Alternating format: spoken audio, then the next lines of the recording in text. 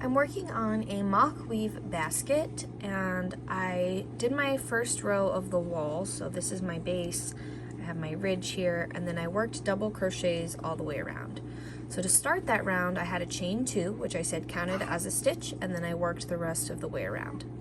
So now in order to finish this round, instead of crocheting around this chain, that'll leave kind of a gap. What I want to do is I want to slip stitch into the next stitch.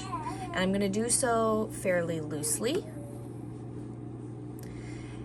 And then that slip stitch is basically acting like the top part of my chain stitch. So now what I'm going to do is work in pattern. So the pattern starts with a front post double crochet, and then a back post double crochet, and then a front post double crochet, and so on. So to start this round, I'm going to create a front post double crochet around this starting chain, except it's going to be this chain 2 style. So let me show you what that looks like. So the first thing we're going to do is insert the hook around our chain 2 from the previous row and slip stitch, and that just positions us in front. And then we're going to chain 2, and that acts as a front post double crochet, so you can see that kind of pushes us forward.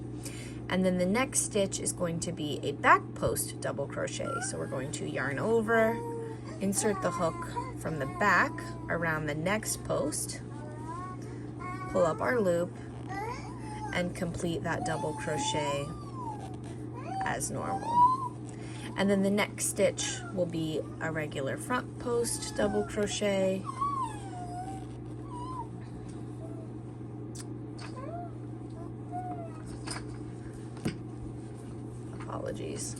front post double crochet, and you should continue that all the way around. So when you get back around to the end, the process is going to work the same. You're going to slip stitch over this chain 2 into the next stitch, and then you're going to create a back post double crochet instead of a front post double crochet. So I'm just going to go ahead and frog that and then show you how the back post works. It's the same idea.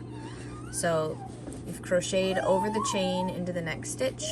Now to create a back post double crochet, you're going to go from the back of the post and slip stitch, and then chain 2.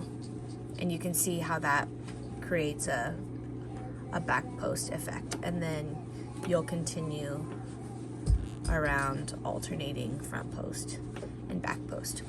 So when you're doing the third row, all of the back post stitches will be worked into front post stitches, and all of the front post stitches will be worked into back post stitches.